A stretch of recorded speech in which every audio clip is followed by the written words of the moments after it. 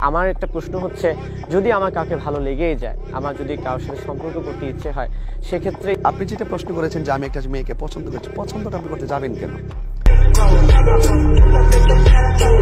আপনি একটা পছন্দ করা মানে তো তাকে মুখ দেখে তো পছন্দ করেন না, কি দেখে পছন্দ করেছেন? চোখ দেখে তো পছন্দ করেছেন। শরীরের দৃষ্টিতে চোখের ব্যাখ্যা কি?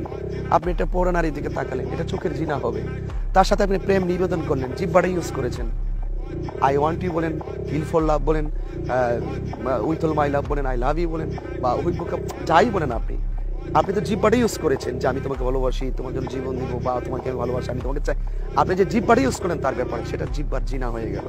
আপনার তার কাছ থেকে যে প্রপোজটা শুনলেন কানে, সেটা আপনার কানের জিনা হয়ে গেল। আপনি যে মেন্টালিটিটা ইউজ করলেন, সেটা কিন্তু আপনাকে দায়বদ্ধতার মধ্যে ফেলে দিল। আপনি যে তার দিকে এগিয়ে গেলেন, আপনার পায়ের জিনা হয়ে গেল। তা আপনি প্রেম করতে যাবেন কেন? আপনি এখানেই থাকেন।